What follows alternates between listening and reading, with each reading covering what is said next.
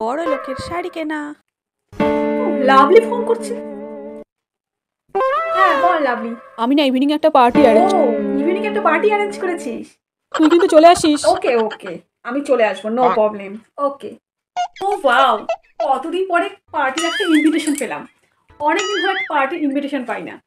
আজকে তো খুব মজা হবে।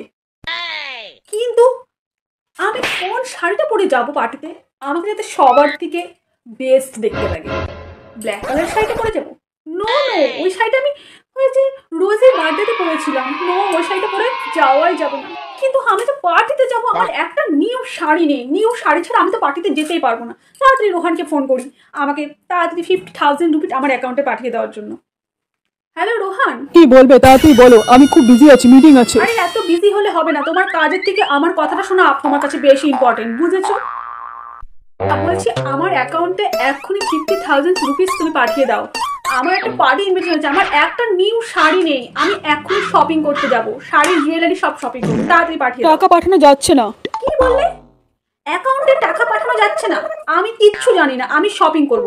আমি তাহলে কিন্তু বেবির যে ফিসটা রাখা আছে 50,000 রুপিস, ওটা আমি নিয়ে চলে যাচ্ছি শপিং করতে, বুঝেছো? ওটা নিও না। আমি ওসব কিছু জানি না, আমার 50,000 রুপিস এখনই লাগবে। আমি বেবির ফিসটা নিয়ে নিচ্ছি, তুমি পর বেবির ফিসটা তুমি দিয়ে দিও। ওকে, রাখছি আমি। আমি যদি এখন রোহানকে বলতাম নেক্সট উইকে আমি শপিং করে সব ব্যালেন্স আমার শেষ করে ফেলেছি, তাহলে তো রোহান আবার রেগে যেত। থাক, বলার দরকার নেই। আমি বেবির শপিং বেবির যে ফিসটা রাখা আছে ওটা দিয়ে এখন শপিংয়ে চলে যাই। ওহো, ইভিনিংয়ে পার্টি আছে, তাড়াতাড়ি বেরিয়ে পড়ি বেবি আসার আগে। বেবি চলে এলে আবার বায়না করবে আমার সাথে যাওয়ার জন্য। ওই টাকাটার মধ্যে আমাকে অ্যারেঞ্জ করে নিতে হবে, কি করা যাবে? যাই যাই, তাড়াতাড়ি বেরিয়ে পড়ি। গরিবের শাড়ি কেনা। মনা, মনা। হ্যাঁ মা, বলো। মনা, তুই বলছিলি না তোর এই বইটা লাগবে, তো আমি বইটা তোর জন্য নিয়ে এসেছি, নে ধর। মা, তুমি বইটা কেন আনতে গেলে মা? বইটা তো অনেক দাম মা, বইটা কেন আনতে গেলে মা? মনা, তোর তো চিন্তা করতে হবে না। আমাদের যতই কষ্ট হোক, তোর পড়াশোনা কোনো সময় আটকে থাকবে না। আমি একটা আলাদা বাড়িতে আবার কাজ করে 200 টাকা পেয়েছিলাম, ওটা দিয়েই তোর জন্য বইটা কিনে এনেছি। মা, তুমি ওই 200 টাকা দিয়ে বইটা কেন কিনতে গেলে মা? ওই 200 টাকা দিয়ে তুমি একটা শাড়ি কিনতে পারতে। তোমার দুটো শাড়ি ছিঁড়ে গেছে, এই শাড়িটা তুমি সারাদিন এই শাড়িটাই পরো, আর আবার ধুয়ে দাও, আবার ওই শাড়িটাই পরো। একই শাড়ি করে কতদিন চলবে মা? তুমি একটা নতুন শাড়ি তো কিনতে পারো মা। 200 টাকা দিয়ে শাড়ি কিনবো তুই কি করে ভাবলি? ওটা আমি তোর জন্য একটা আলাদা বাড়িতে কাজ করে তোর বই কেনার জন্য আমি ওই টাকাটা পেয়েছি। আমার এই শাড়িতেই চলে যাবে। ওই দুটো শাড়ি ছিঁড়ে গেছে তো কি হয়েছে? ওই শাড়ি দুটো রাত্রে পরে শোয়া যায়, তো এটা ধীরে ধীরে সকালেই শুকিয়ে যায়। আমি এটা পরেই কাজে চলে যেতে পারি, কোনো অসুবিধা হয় না মানা। তোর পড়াশোনাটা আমার কাছে আয়। তুমি ঠিক করোনি, তুমি 200 টাকা দিয়ে শাড়ি কিনতে পারতে। তোমার কত কষ্ট হয়, এক শাড়ি পরে কি কাজ করা যায়? 200 টাকা দিয়ে তুমি শাড়ি কিনতে পারতে।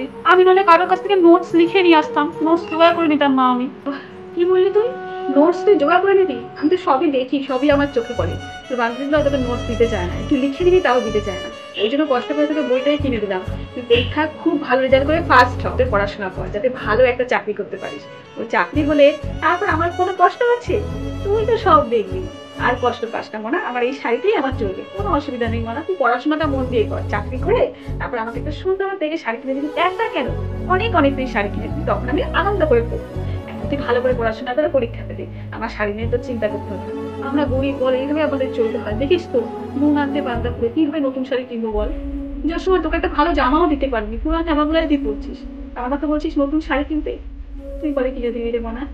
আর কষ্ট পাস না, আর কষ্ট পাস না, মন দিয়ে পড়াশোনা কর। তুই ভালো করে, খুব ভালো করে পড়াশোনা করে ফার্স্ট হবো, ভালো রেজাল্ট করে ভালো একটা চাকরি করবো। চাকরি করে তোমার জন্য অনেক অনেক আমি শাড়ি কিনে দিবো মা। ঠিক আছে মনা, তুই এখন ঘুমিয়ে পড়। আমি যাই, আমার একটু রান্নাঘরে কাজ আছে, কাজটা মিটিয়ে আমিও শুয়ে করবো। ঘুমিয়ে পড় মনা। ঠিক আছে মা, মা আমি ঘুমিয়ে পড়ছি। মন দিয়ে করে ভালো রেজাল্ট করবো, করে একটা বড় চাকরি করবো, তারপর মাকে আমি অনেক দামি দামি অনেক সুন্দর সুন্দর শাড়ি কিনে দেবো। মার কোনো কষ্টই আমি থাকতে দেবো না। ঘুমিয়ে পড়বো, আমার জন্য অনেক শাড়ি কিনবো, অনেক শাড়ি। কত শাড়ি, এত শাড়ি আমি আমি মাকে দিব। মাকে আমি কোনো কষ্টই থাকতে দিব না, মার সব ইচ্ছাই পূরণ করবো। আমি বড় চাকরি করবো, করে মাকে অনেক শাড়ি কিনে দেবো, অনেক অনেক শাড়ি। কত শাড়ি কিনে দেবো, এত শাড়ি এত শাড়ি। মাকে অনেক। মনা, মনা, এ মনা, এরকম চিৎকার করছিস কেন? আমি দৌড়ে রান্নাঘর থেকে আসলাম, কি হয়েছে তোর? আমি কি স্বপ্ন দেখছিলাম? আমি তো অনেক শাড়ি দেখছিলাম, অনেক শাড়ি অনেক শাড়ি। মার জন্য সব শাড়ি আমি ভাবছিলাম। আমি শুনানোর স্বপ্ন দেখছিলি, তুই আমার ভালো করে ঘুমিয়ে পড়, বুঝছিস? আর কোনো স্বপ্ন দেখতে হবে না, ভালো করে ঘুমিয়ে পড়। সকালবেলা উঠবি, অনেক পড়াশোনা করতে হবে তোকে, অনেক বড় হতে হবে। আমি যাই কাজগুলো করি, তুই তাড়াতাড়ি ঘুমিয়ে পড়। তুই অত ভাবিস না, বুঝছিস? তুই ঘুমিয়ে পড় আর পড়াশোনাটা মন দিয়ে কর। আমি আসলাম। ঠিক আছে মা, কিন্তু আমি অনেক কিছুই দেখছিলাম, কিন্তু আমরা এতটাই গরিব, আমি কি পারবো মার স্বপ্নগুলো পূরণ করতে, পড়াশোনা করে ভালো রেজাল্ট করতে? সেটা নয় পারলাম, কিন্তু ভালো একটা চাকরি পাবো, যাতে মার কষ্ট দূর করতে পারি। জানি না, না স্বপ্নটা স্বপ্নই থেকে যায়। কিন্তু আমি অনেক অনেক পড়াশোনা করবো, অনেক খান, যাতে মার স্বপ্ন পূরণ করতে পারি। পারবো কিনা জানি না, কিন্তু অনেক চেষ্টা করবো। পারবো তো মার স্বপ্নগুলো পূরণ করতে, মাকে একটা সুন্দর জীবন দিতে।